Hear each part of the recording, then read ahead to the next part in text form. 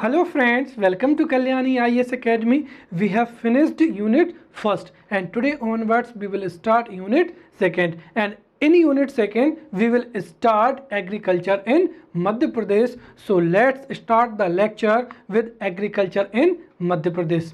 See, Madhya Pradesh economy is a agricultural economy, and not only agriculture provide huge employment in Madhya Pradesh, but also agriculture is the basis for the development of industrial sector and tertiary sector also. And if we talk about the population of MP, then more than 70%, which means 72.37% is population of MP live in rural areas, and this rural population is directly or indirectly depend on agriculture for their livelihood. So there is a huge importance of agriculture in the economy of Madhya Pradesh, and also there is a huge importance of agriculture for the livelihood of the population of Madhya Pradesh. Now we will study characteristics of agriculture in Madhya Pradesh. It is important and it can be asked in the examination also. This can be asked. Write down what are the characteristics of agriculture in Madhya Pradesh. So through these points we will understand, right? So the first is small land holdings are found in Madhya Pradesh, which means that the land holding is not suitable for mechanization, which means that there would be low production in Madhya Pradesh, right? So because of small land holding, there would be a low production or low productivity in Madhya Pradesh. Second is subsistence agriculture.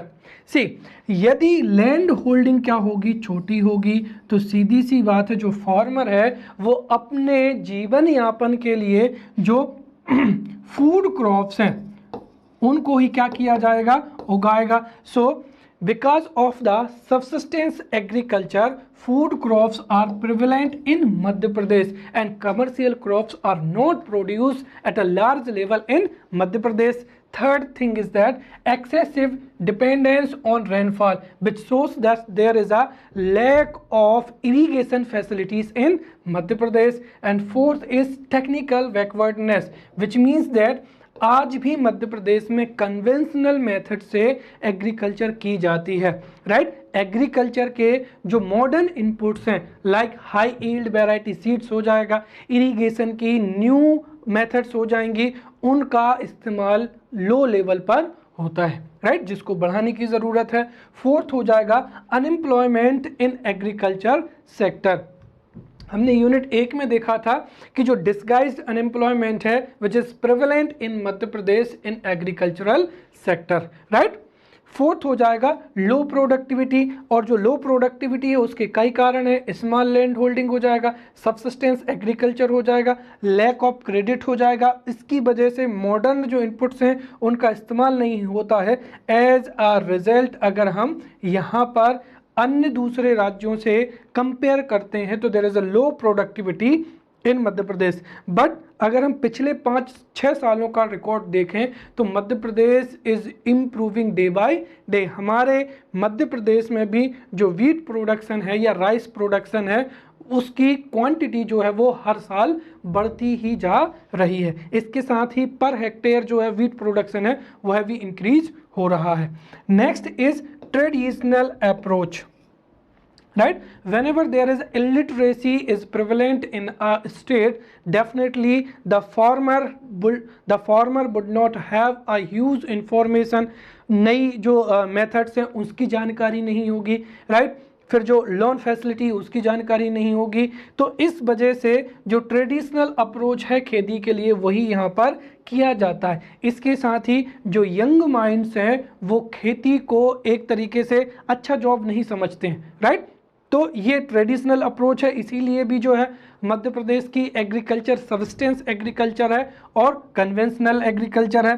Then regional disparity in agricultural production, right. हमारे मध्य प्रदेश में 5 से 6 प्रकार की मिट्टी पाई जाती है और कई क्लाइमेटिक रीजन्स भी हैं, और इस वजह से there is a regional disparity in the agriculture also, right? So these were the characteristics of the agriculture in Madhya Pradesh.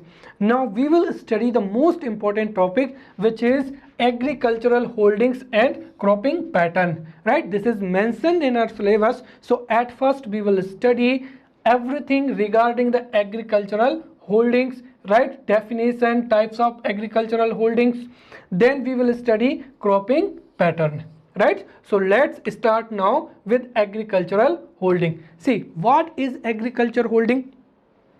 जो है लैंड एरिया, जैसे हमने मान लिया कि ये पूरा का पूरा लैंड एरिया है, लेकिन इस लैंड एरिया में हो सकता है कि एक फार्मर ने अपने यहाँ पर एक मकान बना लिया, तो यहाँ पर उसका हाउस हो जाएगा, हो सकता है यहाँ पर उसका क्या हो जाएगा, गोडाउन हो जाएगा, यहाँ पर वो कोई और दूसरी एक्टिविटी कर रहा है, और इस भाग में वो क्या कर रहा है, एक तरीके से द क्रॉप्स आर सोन। तो ये वो एरिया है जहां पर क्रॉप्स आर सोन, या जो है फसलें बोई जाती हैं। तो इस एरिया को ही हम क्या कहते हैं, एग्रीकल्चरल होल्डिंग्स कहते हैं, which means that the land area where crops are sown regularly, this area is known as agricultural holding, or we can say that agriculture holding refers to the land on which cultivation activity is performed or done by the farmer.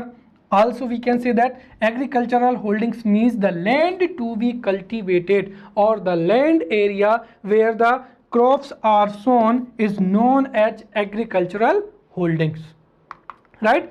अब यहाँ पर मैं आपको एक बहुत अच्छी चीज़ बताना चाहूँगा कि यहाँ पर अगर हम देखें तो हमारा यूनिट जो एक है, राइट, यूनिट एक में भी हमने जो इश्यूज थे, issues and initiative, right, issues and initiatives in the field of agriculture, right, industry and service sector, इन तीनों को हमने बहुत अच्छे से यूनिट एक में बहुत डिटेल में पढ़ा था। और उसको डिटेल में पढ़ाने का तरीका भी यही है कि हमारा जो है सिलेबस, अगर हम देखें तो ओल्ड जो सिलेबस था उसमें मध्य प्रदेश की इकोनॉमी और इंडियन इकोनॉमी दोनों ही क्या थे, मिक्स्ड टॉपिक थे, लेकिन अब उन दोनों को क्या कर दिया, अलग अलग कर दिया गया।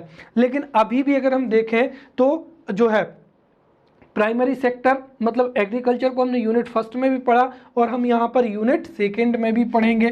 तो जो यूनिट सेकंड है इस पर हम मध्य प्रदेश की जो एग्रीकल्चर है उसको फोकस करेंगे, which means that I want to tell you that जो एग्रीकल्चर से संबंधित जितना भी बेसिक है वो हमने बहुत डिटेल में यूनिट एक भी में पढ़ लिया है। Therefore, you need to watch the agricultural videos in the unit first also। जैसे अगर मैं आपको बताना चाहूँ तो जो यूनिट फर्स्ट थी हमने उसमें एग्रीकल्चर को बहुत अच्छे से कवर किया था, राइट। एट फर्स्ट हमने जो इंडियन एग्रीकल्चर था, राइट, सबसे शुरू में हमने इंडियन एग्रीकल्चर का इंपॉर्टेंस पढ़ा था, राइट। फिर एग्रीकल्चर के हमने इश्यूज देखे थे, चैलेंजेस ऑफ इंडियन एग्रीकल्चर हो जाएगा, राइट। फिर reasons for the low productivity in India देखा था, और वही का पूरा टॉपिक जो है वो मध्य प्रदेश में भी काम आ सकता है। जैसे अगर पूछा जाए कि what are the reasons for the low productivity in Madhya Pradesh, तो रीजंस सारे वही हैं जो हमने वहाँ पर पढ़े थे।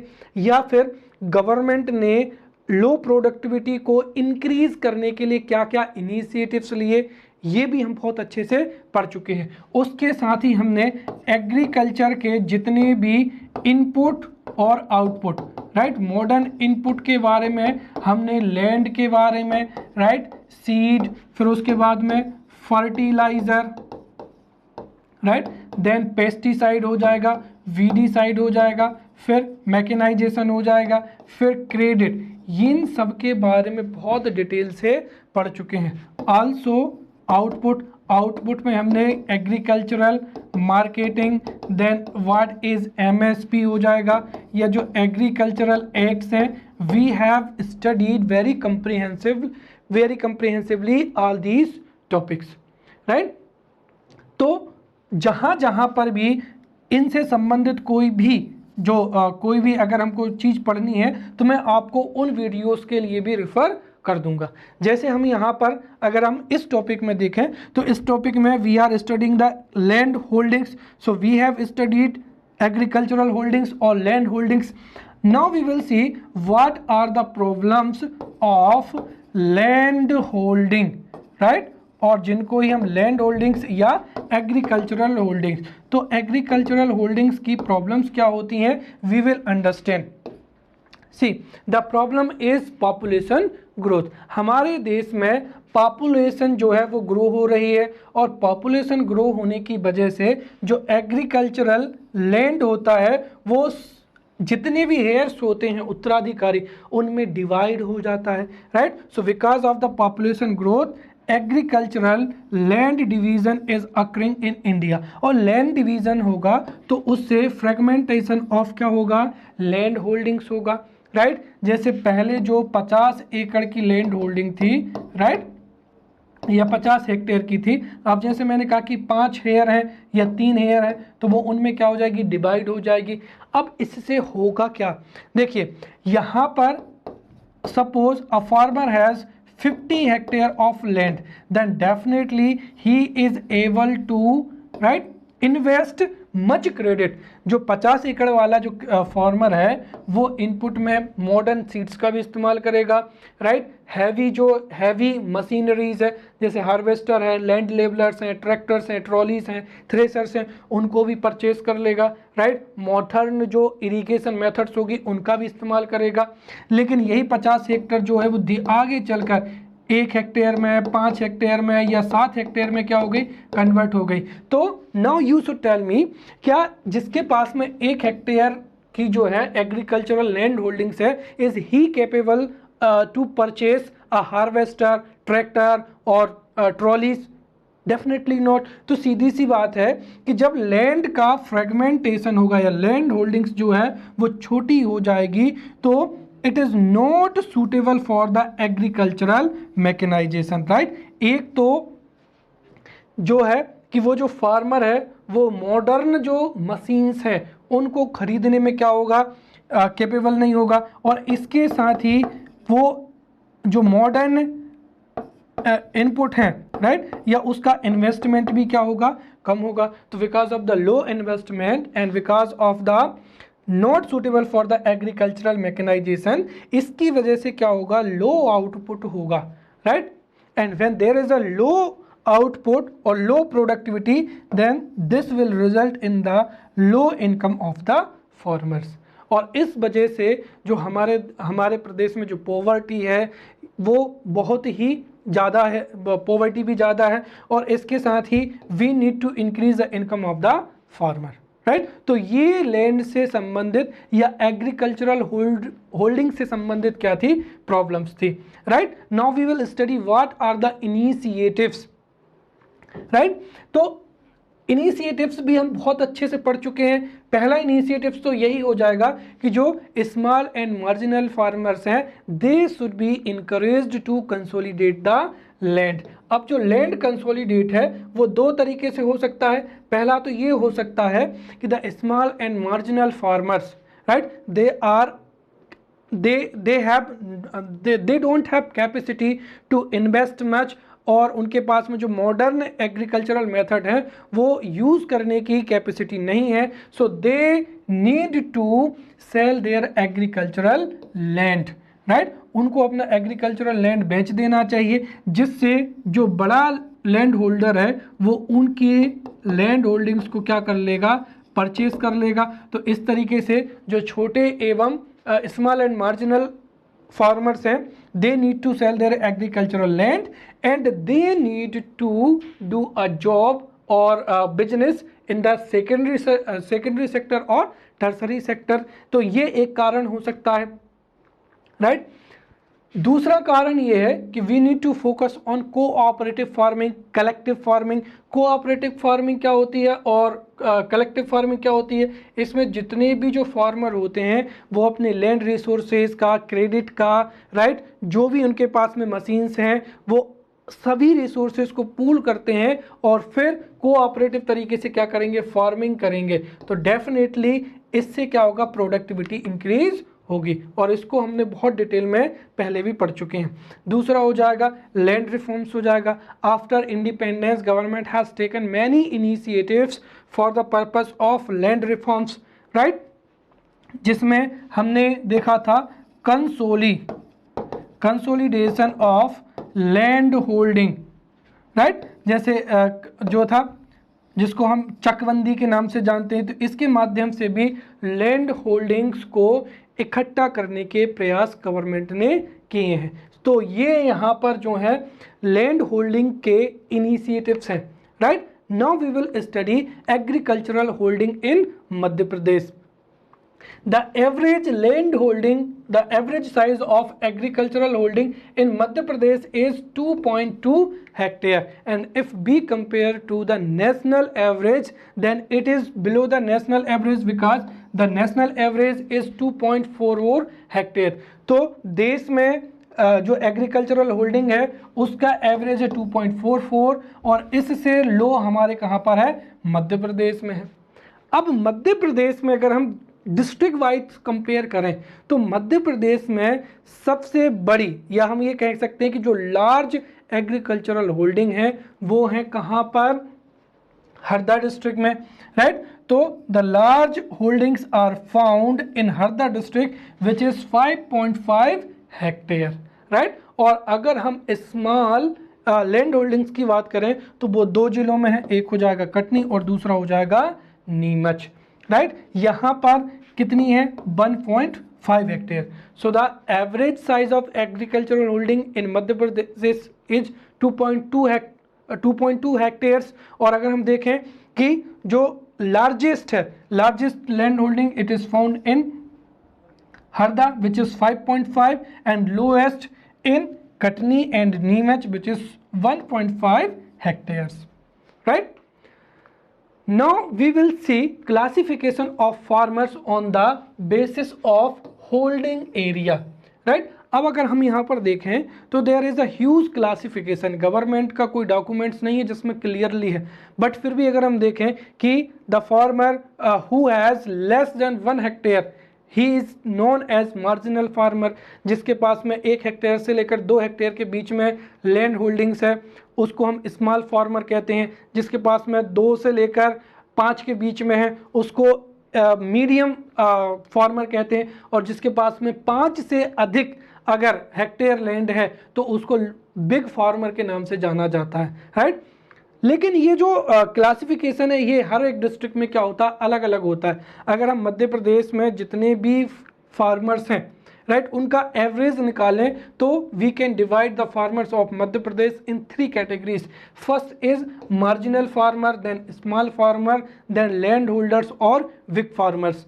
Now we will study the marginal farmers. See the farmer who has less land holding, और एवरेज हम कह सकते हैं कि the farmer who has less than 1 hectare, और अगर हम देखें कि मध्य प्रदेश में एवरेज जिसके पास में 0.5 हेक्टेयर जो है लैंड होल्डिंग है उसको मार्जिनल फार्मर बोला जाता है। These farmers are unprivileged, right, backward, Dalit, tribal farmer, right. तो ये इनकी एक तरीके से ये ट्राइबल जो फार्मर्स हैं ये मार्जिनल फार्मर्स में ही आते हैं। इसके साथ ही जो मार्जिनल फार्मर्स हैं this is a cause of concern in Madhya Pradesh, क्योंकि अगर मार्जिनल फार्मर्स ज़्यादा होंगे तो definitely there would be low productivity in the agriculture. अब अगर हम टोटल फार्मर्स की बात करें तो the 51% farmers of MP are the marginal farmers and they use 11% land in Madhya Pradesh. तो 51% जो है वो मार्जिनल फार्मर है जो कि मध्य प्रदेश की टोटल जो एग्रीकल्चरल लैंड है उसके 11% पर एग्रीकल्चर करते हैं। Second, small farmers. So the farmer who has average holding area of means greater than marginal farmer, और जिनके पास में एवरेज रूप से 1.5 हेक्टेयर की जो है लैंड होल्डिंग्स है तो उनको स्मॉल फार्मर्स के नाम से जाना जाता है, राइट। और ऐसे जो फार्मर हैं ये कितने हैं, 20% है, और ये मध्य प्रदेश की टोटल एग्रीकल्चरल लैंड का 16% यूज करते हैं। तीसरा हो जाएगा land holders, right, the farmer who has average land holding more than small farmers, right, or we can say that on average if a farmer has more than 2.5 hectares of land holding in Madhya Pradesh, then he is categorized as a landholders or big farmer, right?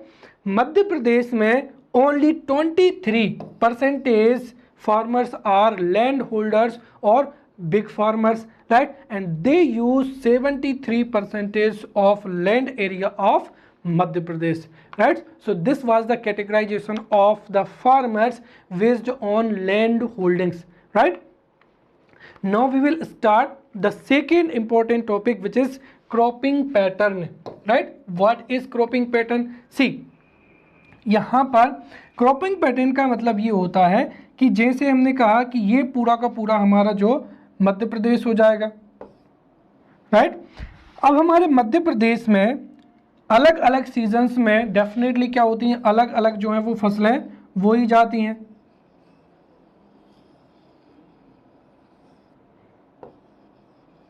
Right? जैसे ये हमारा मध्य प्रदेश का map हो जाएगा, right? तो यहाँ पर हम ये देखते हैं कि मध्य प्रदेश में अलग अलग समय पर अलग अलग जो है वो क्रॉप्स क्या होती हैं, प्रोड्यूस की जाती हैं। जैसे यहाँ पर जो है सरसों, यहाँ पर जो ये पूरा का पूरा हो जाएगा वीट एरिया हो जाएगा, ये पूरा का पूरा कॉटन हो जाएगा, ये क्या हो जाएगा पेडी एरिया हो जाएगा या राइस एरिया हो जाएगा, राइट? यहाँ पर कोअर्स जो है वो ग्रेन्स प्रोड्यूस किए जाते हैं, राइट? यहाँ पर जो है मस्टर्ड जो है वो उगाया जाता है, राइट? कहने का मतलब ये है कि हो सकता है कि एट अ विशेष, जैसे अगर हम बात करते हैं रवि सीजन की बात करते हैं तो रवि सीजन में यहाँ पर वीट उगाई जाती है, राइट? तो यहाँ पर मस्टर्ड उगाया जाता है, राइट? तो फिर हो सकता है कि यहाँ पर उसी रवि सीजन में कोअर्स जो है वो क्रॉप्स प्रोड्यूस की जाती हैं। कहने का मतलब ये है कि based on the land, climate, agriculture, many physical factor की वजह से जब हम किसी समय विशेष पर पर्टिकुलर टाइम पर जो फसल को क्या करते हैं प्रोड्यूस करते हैं उस यही का कहा जाता है क्रॉपिंग पैटर्न कहा जाता है। और जो क्रॉपिंग पैटर्न होता है वो मोस्टली जो है वो एक तो स्टेटस ऑफ फार्मर के ऊपर डिपेंड करता है और दूसरा जो क्लाइमेटिक कंडीशंस होती हैं या फिजिकल एनवायरमेंटल कंडीशंस होती हैं उस पर क्या करता है डिपेंड करता है, राइट?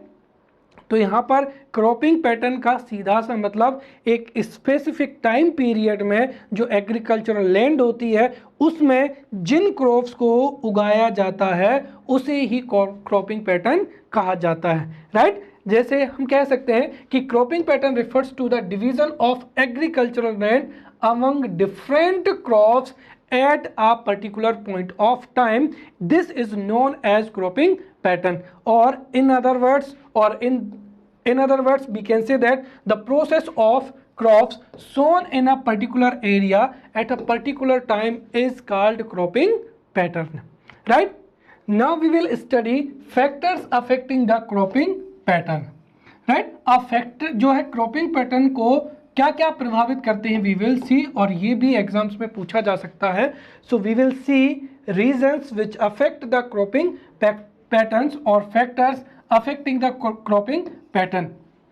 सी जो क्रॉपिंग पैटर्न होता है तो cropping pattern is affected by physical environmental condition like temperature, rainfall, right, nature and structure of the soil, also socio-economic conditions of the farmer or cultural factors, right? So these things, the physical environmental condition, socio-economic condition of the farmer and cultural factors, these affect the cropping patterns और हम इनको one by one बहुत अच्छे से समझेंगे। सबसे पहला तो यहाँ पर हो जाएगा size of agricultural holdings, right? तो हम पहले भी पढ़ चुके हैं कि if there is a small agricultural holding then definitely जब स्मॉल लैंड होल्डिंग होगा तो जो फार्मर है to live definitely he will produce food crops, right? And definitely जो है जो कमर्शियल क्रॉप्स हैं वो क्या रहेंगी, absent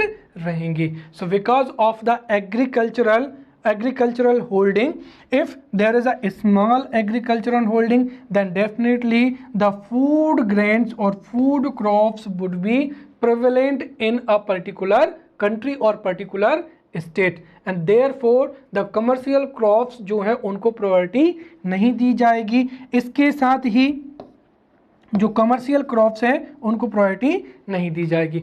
दूसरा हो जाएगा यहाँ पर लिटरेसी हो जाएगा। देखिए if farmer is illiterate then definitely he won't have new methods, he won't have knowledge, he won't have information regarding the जो गवर्नमेंट इनिशिएटिव्स हैं उसकी जानकारी नहीं होगी, राइट। जो एग्रीकल्चरल इनपुट्स हैं जैसे सीड्स हैं, फर्टिलाइजर्स हैं, मशीन्स हैं, उसकी नॉलेज नहीं होगी, इंफॉर्मेशन नहीं होगी। So definitely he would be unable to use these modern inputs into the agriculture. और इस वजह से जो इलिटरेसी है वह भी क्रॉपिंग पैटर्न को क्या करता है, प्रभावित करता है। If there is a illiteracy then definitely there would be a conventional cropping pattern, right. According to जो सीजन होता है उसके अनुसार ही वहां पर कन्वेंशनल क्रॉपिंग पैटर्न होगा if there is a illiteracy, right. और अगर लिटरेसी है सो डेफिनेटली वहां पर मॉडर्न इनपुट्स की मदद से डिफरेंट जो क्रॉप्स हैं वो ग्रो की जाएंगी। थर्ड हो जाएगा financial need stability. This is also important as you know that कि जो फार्मर है वो 2-3 महीने का क्या होता है, साइकिल होता है, राइट। एट फर्स्ट जो फार्मर होता है he need to invest, right, 20,000 to 30,000 rupees on average. अगर हम यहाँ पर जैसे 2 हेक्टेयर लैंड की बात करते हैं तो for 2 hectare land he need to invest 20,000 rupees और 30,000 rupees, right. And after 3 months, right, 3 months he will get the agricultural produce, then he will sell, and after 4 and 5 months he will get money. So till then for the 5 months he need to sustain his life also, उसको अपने जो है पारिवारिक खर्चे उसको भी sustain करना है और एग्रीकल्चर में इनपुट निवेश भी करना है, इन्वेस्ट भी करना है। सो अगर जो है फार्मर की फाइनेंशियल कंडीशन अच्छी नहीं है सो डेफिनेटली जो है कन्वेंशनल तरीके से और जो कन्वेंशनल मेथड है वो होंगी। और अगर फाइनेंशियल स्टेबिलिटी है so there would be a huge investment in the agriculture और उसकी वजह से जो modern high yield variety crops हैं वो प्रोड्यूस की जाएंगी। फिर no disease pest control, right, या पेस्ट प्रोपोगेशन या नो डिसीज जो कंट्रोल है ये भी इंपोर्ट होता है, राइट। अगर डिसीज कंट्रोल नहीं है, राइट, डिसीज कंट्रोल नहीं है तो फिर वहां पर जो है प्रोडक्टिविटी भी क्या होगी, कम होगी, राइट। सो द एरियाज जिन क्षेत्रों में अगर जो है डिसीज कंट्रोल होती है या वहाँ पर गवर्नमेंट के इनिशिएटिव्स अच्छे होते हैं तो वहाँ पर जो है modern crops are produced, right. Next हो जाएगा फिजिकल रीजंस। फिजिकल रीजंस में सीधा सीधा है यहाँ पर क्या हो जाएगा, एक तो क्लाइमेट हो जाएगी, रेनफॉल हो जाएगा, soil structure and soil nature हो जाएगा, टेम्परेचर हो जाएगा, right, and humidity, right. Based on these the cropping pattern defence. जैसे अगर हम देखें वेस्ट बंगाल है, अब वेस्ट बंगाल की क्लाइमेटिक रीजंस ऐसी हैं कि वहाँ पर चाहे रबी सीजन हो,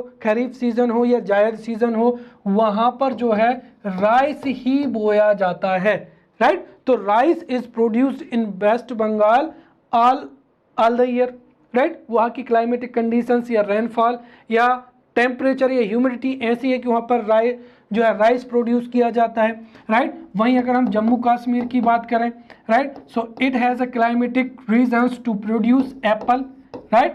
और अगर हम बात करें मध्य प्रदेश की तो मध्य प्रदेश में बीट और कॉटन जो है प्रोड्यूस किया जाता है, राइट। तो ये सब जो है, जैसे अगर हम ये कहें कि भाई मध्य प्रदेश में जो है एप्पल को प्रोड्यूस नहीं किया जा सकता क्योंकि जाहिर सी बात है जो फिजिकल कंडीशन है वो अवेलेबल है, right.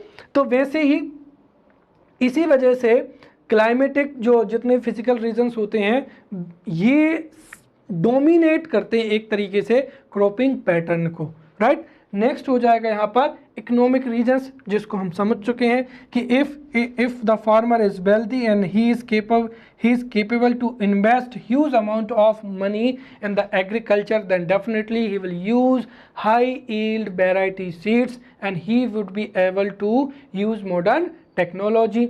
right? Therefore there would be a modern cropping pattern in that particular area. Next is government policy etc.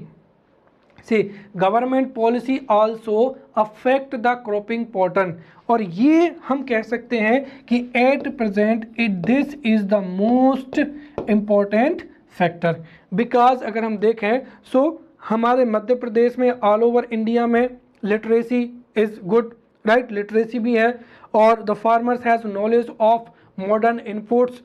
Farmers also know about the agricultural input like seed, fertilizer, machines. Now or at this time the difference is of government policies, और इसका सबसे अच्छा उदाहरण हो जाएगा MSP. भाई जो वर्तमान समय में government procures wheat and rice on MSP, therefore जो किसान हैं उनको पता है कि उनको उनकी फसल का एक जो है रिमोनरेटिव प्राइस मिल जाएगा. Therefore the farmers of Madhya Pradesh और in our India prefer to produce wheat और rice, wheat in the rabi season and rice in the kharif season. और वर्तमान समय में कई जो हमारे देश के इकोनॉमिस्ट हैं वो ये भी कह चुके हैं कि MSP की वजह से हमारा जो है वो क्रॉपिंग पैटर्न बहुत ज़्यादा चेंज हो गया है, because we have surplus wheat production and we have surplus rice production, and हम जो हैं पल्सेस को दूसरे देशों से क्या कर रहे हैं, इंपोर्ट कर रहे हैं. तो हमारे देश में यहाँ पर पल्सेस को हम इंपोर्ट कर रहे हैं, which means that pulses are not being produced in our country at a large level, और वहीं जो वीट और राइस है इसको हम लार्ज लेवल पर प्रोड्यूस कर रहे हैं because of the government policies, government facilities, और we can say that the MSP policy, right. अब अगर ये जो वर्तमान समय का अगर हम देखें, वर्तमान समय का जो क्रॉपिंग पैटर्न है इसके फ्यूचर में क्या रिजल्ट होगा उसको भी हो सकता है एग्जाम्स में पूछा जा सकता है. So we will see far reaching implications of current trends in the cropping patterns, और what would be the effect of modern cropping pattern, right? So we will understand why these. पहला तो ये हो जाएगा कि वर्तमान समय का जो क्रॉपिंग पैटर्न है, because of the population growth we require huge amount of food grains, therefore we are using hybrid and high yielding variety seeds. अब यहाँ पर there is a small mistake, ये और ये. अब देखिए यहाँ पर जो हाइब्रिड और हाई यील्ड वैरायटी है, right, then this is good for agriculture.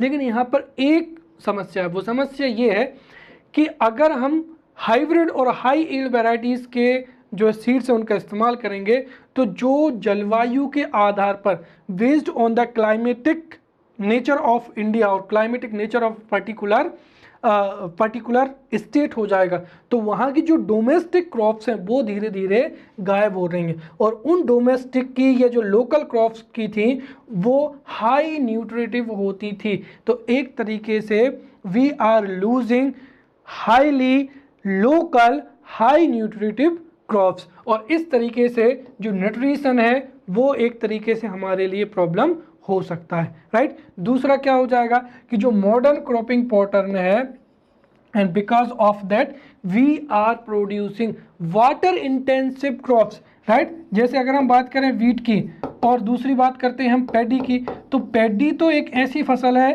Paddy requires huge amount of water, और वीट भी, राइट. वहीं पर अगर हम जैसे बात करते हैं चना की, मूंग की, जिनको लो अमाउंट ऑफ वाटर की ज़रूरत होती है, राइट. तो इससे डे बाय डे जो है वो हमारे देश में इरिगेशन के लिए वाटर की जो है डिमांड बढ़ती जा रही है, और कई बॉडीज़, कई ऑर्गेनाइजेशंस भी कह चुके हैं कि there would be water scarcity in India till 2050, right. ये दूसरा कारण हो जाएगा. तीसरा हो जाएगा कि depletion of forest area, right. Population grow हो रही है और उनकी डिमांड्स को फुलफिल करने के लिए जो है फॉरेस्ट एरिया को कट किया जा रहा है और उसको एग्रीकल्चरल लैंड में कन्वर्ट किया जा रहा है, right. And 6 is environment problem, right. At present to grow huge amount of, or to increase the productivity, we are using excess amount of fertilizers, right? Harmful pesticides, fungicides and fertilizers, और जो जितने भी chemical fertilisers हैं या pesticides हैं उनकी वजह से एक तो हमारा जो है सॉइल पॉल्यूशन हो रहा है, राइट? आल्सो हमारे जो है फूड चेन है उसमें हार्मफुल केमिकल कंपाउंड्स जो है वो एंटर हो रहे हैं। इस वजह से हमें फ्यूचर में जो है और इन्वायरमेंटल प्रॉब्लम्स भी हो सकती हैं और हेल्थ प्रॉब्लम भी हो सकती हैं, right? Now we will study types of cropping pattern. So first is one crop. If in a particular area only one crop is produced, then this would be known as cultivation of one crop, or this would be known as one crop cropping pattern. Like जैसे पश्चिम बंगाल की बात करें या तमिलनाडु की बात करें तो वहाँ पर राइस को प्रेफर किया जाता है। दूसरा हो जाएगा मल्टी क्रॉपिंग, राइट? तो cultivation of many crops is known as multi cropping. Third हो जाएगा यहाँ पर इंटरक्रॉपिंग। इंटरक्रॉपिंग का मतलब क्या होता है?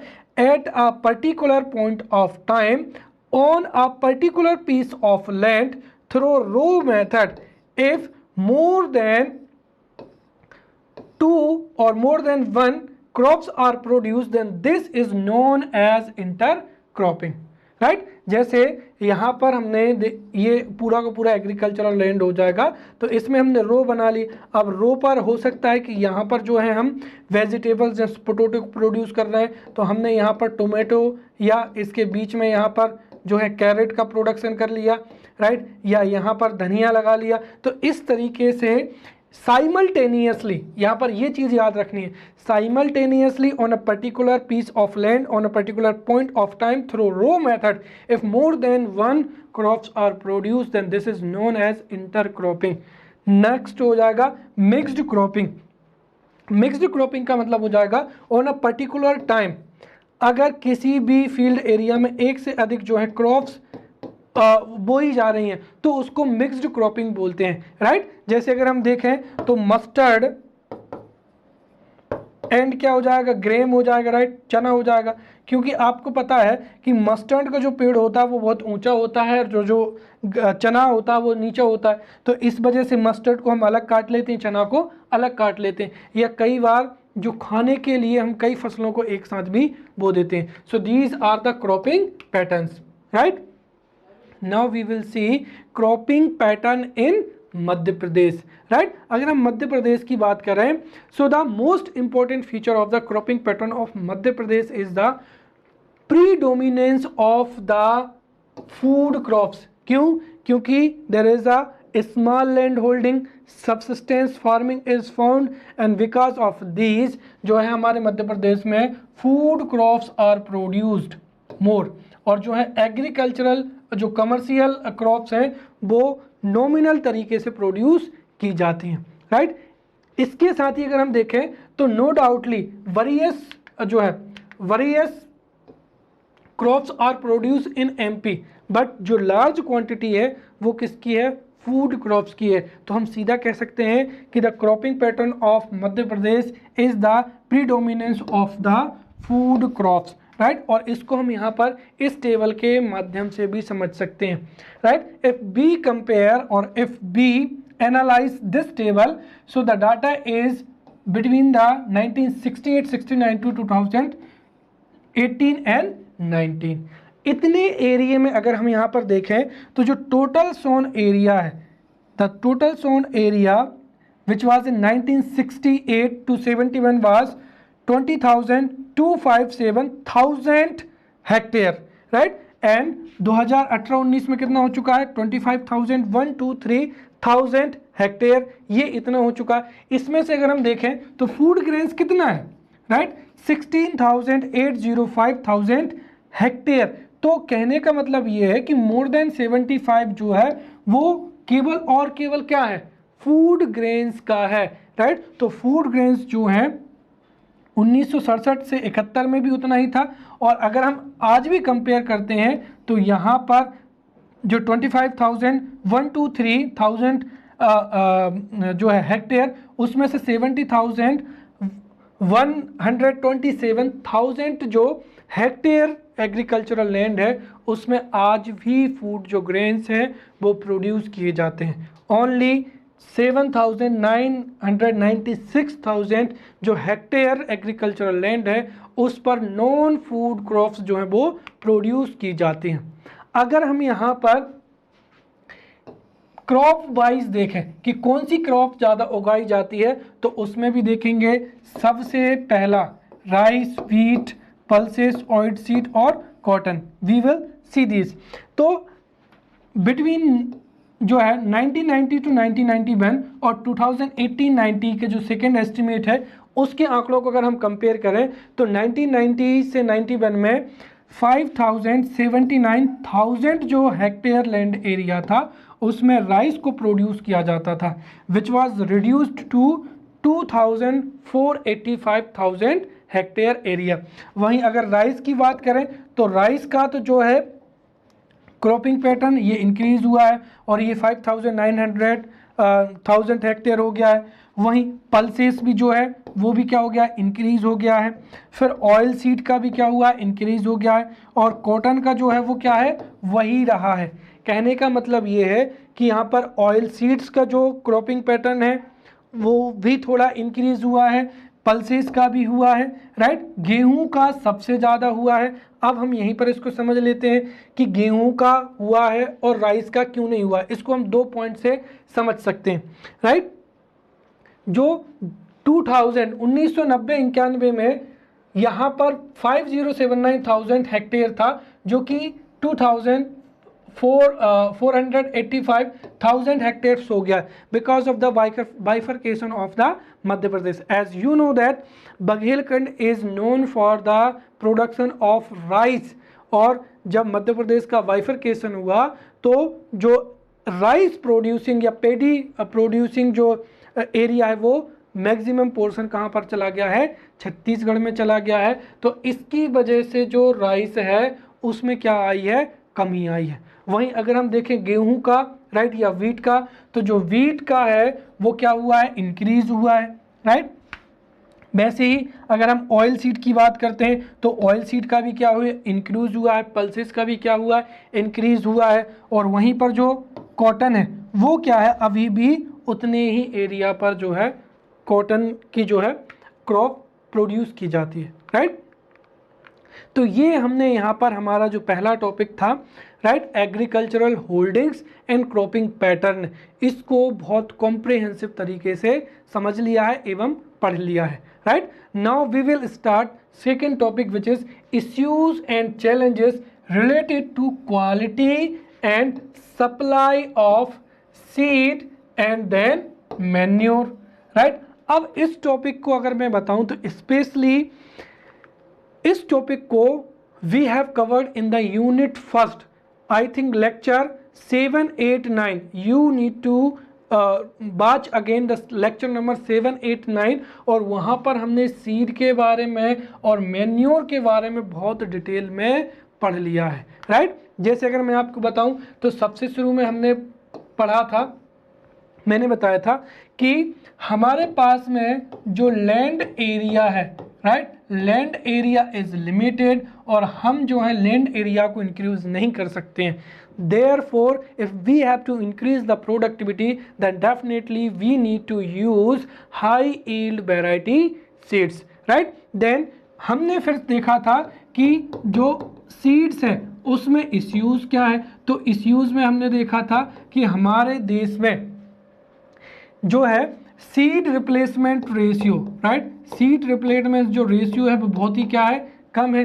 क्योंकि हर साल फार्मर जो सीड को प्रोड्यूस करता है उसी जो ग्रेन होता है उसको सीड के रूप में इस्तेमाल कर लेता है, which is not good for the productivity. क्योंकि यहाँ पर जो हाइब्रिड सीड है, hybrid seed should be replaced every year.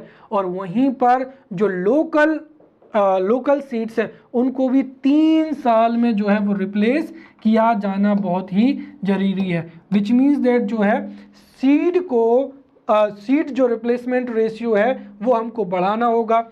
दूसरा, lack of availability of seeds, जो हाई यील्ड वैरायटी सीड्स हैं वो मार्केट में तो अवेलेबल हैं बट महंगे दामों पर हैं, they are costly, so because of the costly जो हाई ईल्ड वैरायटी सीड्स हैं they are not purchased by the farmers. और उसके बाद में फिर हमने इनिशिएटिव्स भी देखे थे, राइट, जो गवर्नमेंट ने आफ्टर इंडिपेंडेंस जो जितने भी इनिशिएटिव्स लिए थे वो हमने बहुत अच्छे से पढ़े थे।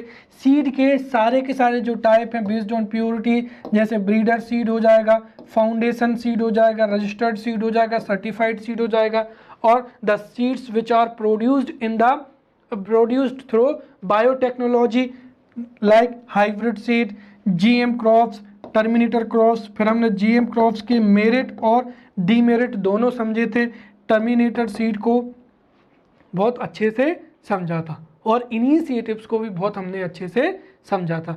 अब मध्य प्रदेश गवर्नमेंट ने यहाँ पर भी यहाँ पर जो हाई ईल्ड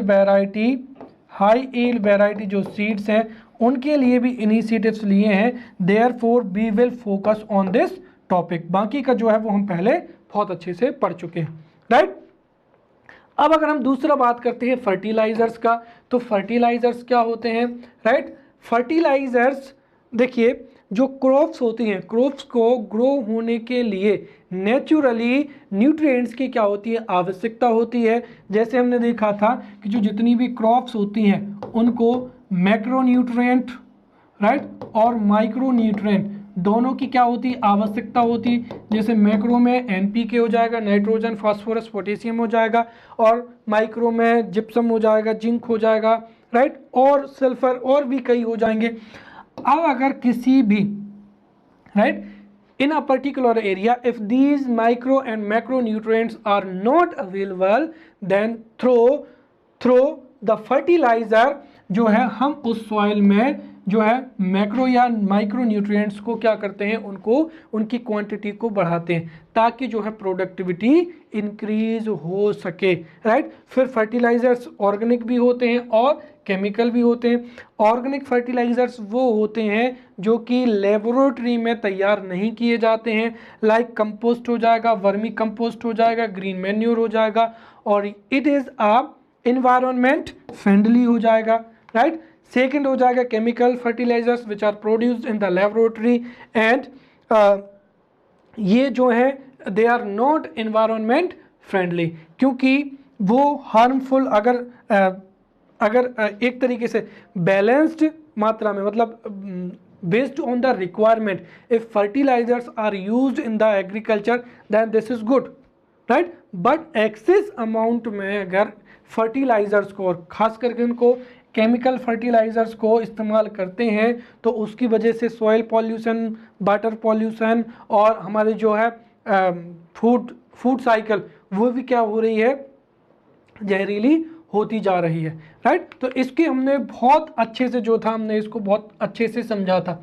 फिर हमने देखा था कि जो इससे संबंधित इश्यूज क्या हैं, राइट। तो हमने देखा था कि जो फर्टिलाइजर्स होते हैं, राइट, एक तो जो है फर्टिलाइजर्स जो है वो बहुत कॉस्टली दामों पर होते हैं, गवर्नमेंट उनको सब्सिडी भी देती है, राइट।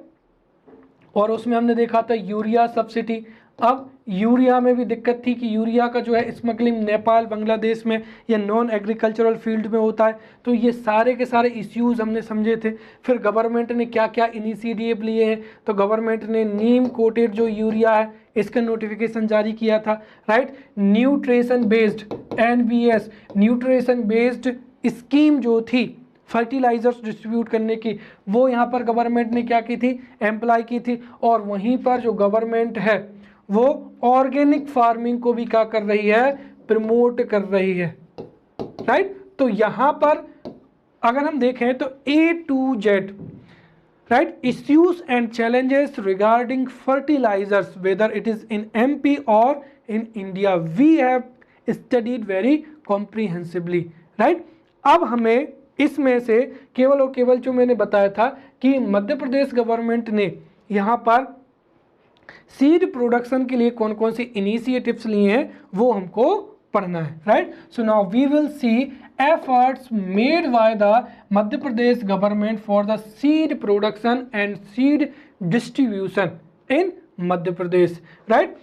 तो हम देखेंगे यहाँ पर through seed production programme, Surajdhara Annapurna scheme, Beejgram scheme, distribution of certified seeds, national seed mission और Madhya Pradesh state seed and farm development programmes. इन प्रोग्राम्स की मदद से ही जो है मध्य प्रदेश में सीड प्रोडक्शन को बढ़ाया जा रहा है और सीड डिस्ट्रीब्यूशन को भी प्रमोट किया जा रहा है by Madhya Pradesh government, right. So this is important and this can be asked in the examination, so we will see these policies one by one और हमें 5 मार्कर के लिए भी इन पॉलिसीज को बहुत अच्छे से तैयार करना है। So the first initiative is seed production program, right? तो seed production program के बारे में हम बहुत अच्छे से समझेंगे।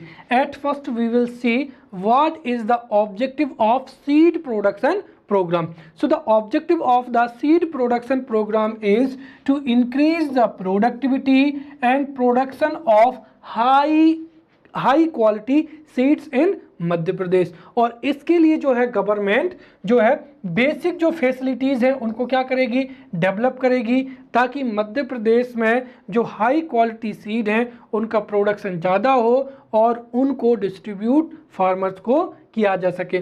दूसरा यहाँ पर ये हो जाएगा कि जो सीड प्रोडक्शन है उनको इंक्रीज करने के लिए there should be adequate facilities जो है वो मध्य प्रदेश में होना चाहिए, राइट। जैसे लेबोरेटरीज होना चाहिए, राइट, क्रॉप्स जोन्स होना चाहिए।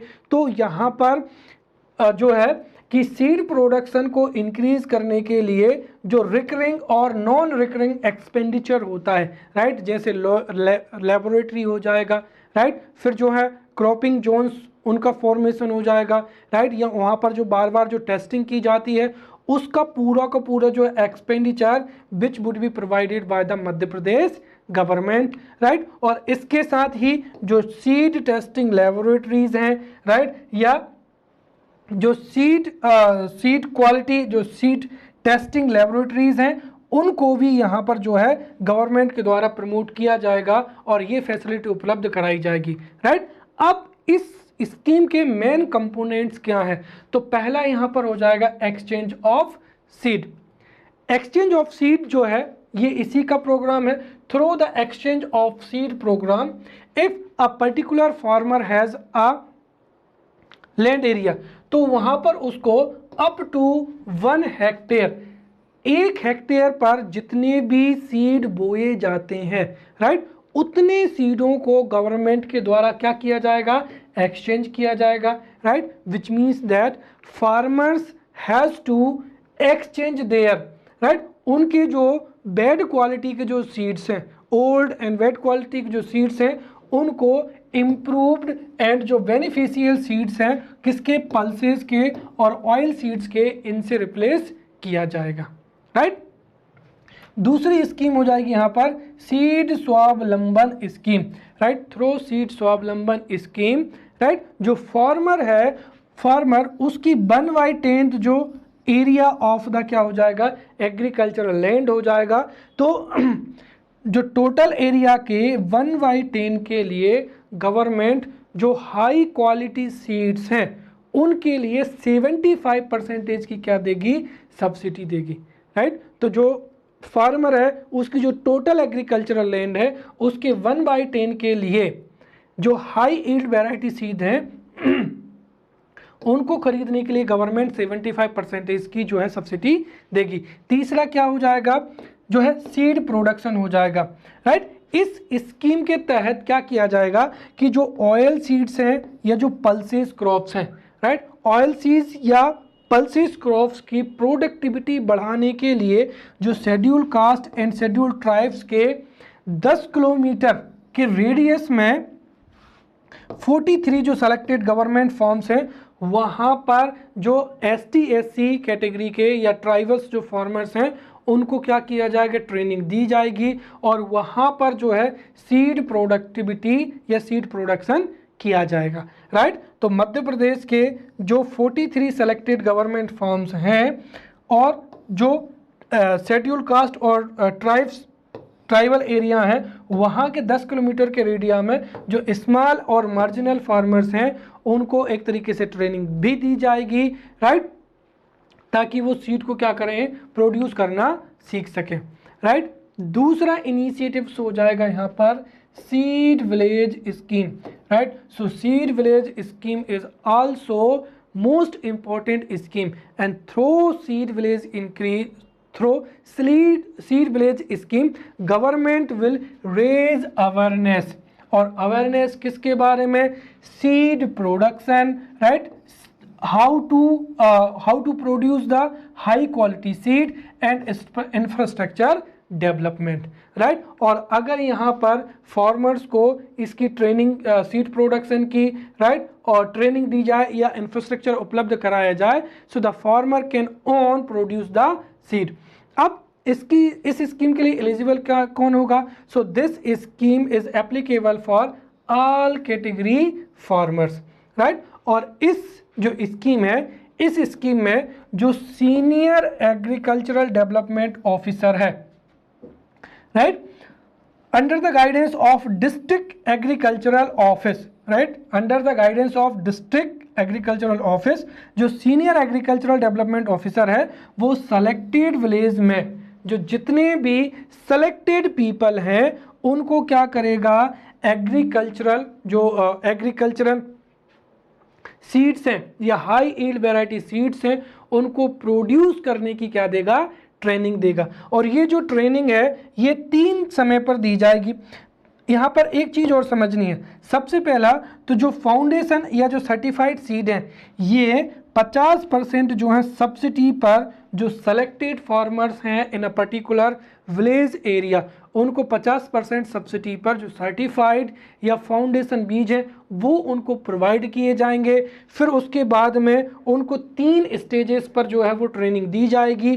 कब, sowing time, right, then flowering stage and third कौन सी हो जाएगी, हार्वेस्टिंग स्टेज हो जाएगी। तो इन 3 स्टेजेस पर ट्रेनिंग दी जाएगी ताकि वो जो सेलेक्टेड फार्मर्स हैं they could produce the certified बीज एंड फाउंडर बीज।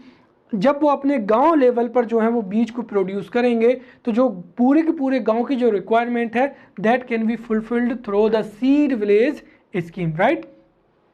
The third is distribution of the certified seed. The government of Madhya Pradesh is distributing foundation and certified bees, right, seeds through many initiatives, through many policies like Seedgram Yojana, then Suraj Dhara Annapurna Yojana, and through many other schemes. Fourth हो जाएगा यहाँ पर national seed mission. See after the green revolution every farmer wants to use the high yield variety seeds, therefore there was a huge demand for the high yield variety, right? So to meet the challenges of the rapidly growing seed sector, the government of India has introduced in the 12th 5-year plan the national seed mission, right? Next, fifth is here Madhya Pradesh State Seed Certification Institute. See, अब यहाँ पर जो government of India जितनी भी seeds को notify करता है उनका मध्य प्रदेश में प्रोडक्शन किया जाता है। अब अगर यहाँ पर एक ऐसी ऑर्गेनाइजेशन नहीं होगी जो कि उनको सर्टिफाई कर सके, सो डेफिनेटली जो प्राइवेट कंपनीज हैं वो किसानों को जो है लो क्वालिटी सीड भी सेल कर सकती हैं। Therefore in 1980 Madhya Pradesh State Seed Certification Institute was established in Madhya Pradesh, and the objective and work of this institution is to certify the specified seeds which was, और हम जो कह सकते हैं कि which are notified by the government of India. तो जितने भी गवर्नमेंट ऑफ इंडिया के द्वारा नोटिफाइड हैं उनको सीड सर्टिफिकेशन करने का काम इस जो है बॉडी का है। नेक्स्ट हो जाएगा एंड लास्ट हो जाएगा, छठवां हो जाएगा Madhya Pradesh state seed and farm development corporation, right. This corporation was established to produce the high quality seed in Madhya Pradesh and to distribute or to supply the high quality seed in Madhya Pradesh, right. The Madhya Pradesh state seed and farm development corporation was established on November 17, 1980 and it is headquartered in Bhopal. अब यहाँ पर पूरे मध्य प्रदेश की demand को meet करने के लिए there are 7 regional offices of the Madhya Pradesh state seed and farm development corporation, जो कि कहाँ पर है, भोपाल में है, सागर में है, सतना में है, उज्जैन में है, इंदौर में है, ग्वालियर एंड जबलपुर। इसके साथ ही यहाँ पर the corporation has total 42 seed farms, right, 42 seed farms और 51 जो हैं सीड प्रोसेसिंग यूनिट हैं। So there are 42 seed farms related with this organisation and 51 seed processing units, right. अब जो ऑर्गेनाइजेशन है इसके ऑब्जेक्टिव क्या क्या है? So the objective of this organisation is first क्या हो जाएगा यहाँ पर, the gradual improvement in the agricultural system of the Madhya Pradesh through providing maximum high quality seed, right, to the farmers। तो जो हाई क्वालिटी सीड्स हैं उनका maximum production हो सके और मैक्सिमम उनकी सप्लाई हो सके, ताकि जो मध्य प्रदेश की एग्रीकल्चर है उसका ग्रेजुअल क्या हो सके, इम्प्रूवमेंट हो सके। दूसरा हो जाएगा preparation of the seed fields under the aegis of this corporation.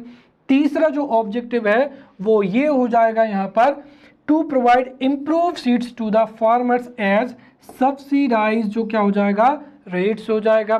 Fourth हो जाएगा कि थ्रो बीज अनवरत स्कीम, राइट, जो हमारे देश की Indian council of agricultural research है वहाँ से डेवलप्ड जो सर्टिफाइड और फाउंडेशन बीज हैं उनको मध्य प्रदेश की जो यूनिवर्सिटीज़ हैं या स्टेट गवर्नमेंट जो सीड फॉर्म्स हैं उनको प्रोवाइड कराना, ताकि जो यूनिवर्सिटीज़ हैं, स्टेट गवर्नमेंट सीड्स हैं, वो भी यहाँ पर जो है फाउंडेशन बीज या फिर सर्टिफाइड बीज को क्या कर सकें, प्रोड्यूस कर सकें, राइट। इसके साथ ही यहाँ पर जो बीज अनवरत योजना है, राइट, इसके माध्यम से ही यहाँ पर थ्रू द बीज अनवरत स्कीम,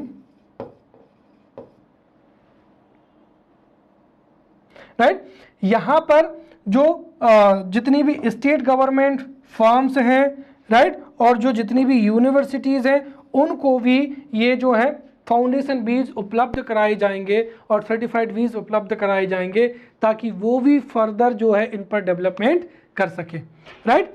अब हम देखेंगे कि to achieve these major goals the corporation Madhya Pradesh state, Madhya Pradesh, right, state seed and farm development जो कॉरपोरेशन है इसने कौन कौन से इनिशिएटिव्स लिए हैं या इसकी एक्टिविटीज़ कौन कौन सी है। So we will see one by one. पहला यहाँ पर हो जाएगा the oil seed development project was started by the corporation in 1967 और इस प्रोजेक्ट के माध्यम से 11 ऑयल सीड जो फॉर्म्स हैं वो क्या किए गए, डेवलप किए गए, और कितने खर्चे पर, 27 लाख से। तो पहला चीज़ तो यही हो जाएगा कि 1996-97 में जो है ऑयल सीड डेवलपमेंट प्रोग्राम के तहत 11 ऑयल सीड जो है farms were developed by this corporation, right. दूसरा हो जाएगा यहाँ पर जो directorate of agriculture of state है, राइट, उसकी रिपोर्ट के आधार पर जो कॉरपोरेशन है ये provide seed certifieds to the farmer through cooperative societies, ताकि जो हमारे देश में, हमारे प्रदेश में जो सर्टिफाइड सीड है उसकी डिमांड को फुलफिल किया जा सके। तो this corporation provides the certified और high yield variety seeds through cooperative societies. तीसरा क्या हो जाएगा कि जो ये कॉरपोरेशन जो है इट हैज़ अनाउंस्ड दैट इसके पास में जो भी डेवलप्ड ब्रीड जो फाउंडेशन सीड्स हैं या सर्टिफाइड सीड्स है या तो ये प्राइवेट सेक्टर को दे देगा, राइट, या फिर जो प्रोड्यूसर सोसाइटीज़ हैं उनको ये उपलब्ध कराएगा। Next, the corporation is working in the field of seed production since 2003 through government seed societies। Next यहाँ पर हो जाएगा कि हमारे मध्य प्रदेश में जो ऑयल सीड्स हैं और जो पल्सेस हैं उनकी एक तरीके से प्रोडक्शन और सप्लाई को बढ़ाने के लिए यहाँ पर ये जो कॉरपोरेशन है ये एफर्ट्स कर रहा है। कुल मिलाकर यहाँ पर जो ऑयल सीड्स हैं या पल्सेस हैं, these are developed and distributed through other schemes, ताकि हमारे मध्य प्रदेश में ऑयल सीड्स एंड पल्सेस की जो है सप्लाई वो इंक्रीज हो सके। इसके साथ ही नेक्स्ट हो जाएगा, this organisation is making effort to produce और टू डेवलप द सीड्स, ऐसे सीड्स को डेवलप करने की कोशिश कर रहा है जो कि हाईली क्या हो, एनवायरमेंटल स्ट्रेस को झेल सके, जैसे हाई टेम्परेचर में सर्वाइव कर पाएँ, अगर ज़्यादा ह्यूमिडिटी है तो उसमें सर्वाइव कर पाएँ, या फ्लड होने पर भी क्या कर सकें, सर्वाइव कर पाएँ। और उसके साथ ही ये मध्य प्रदेश के हर एक क्लाइमेटिक रीजन के लिए फ्रेंडली भी हो। तो इस तरीके की high quality seeds are being developed by जो हो जाएगा this organisation, right. So this was our topic, right. In the next lecture we will meet with new topic. Till then, thank you.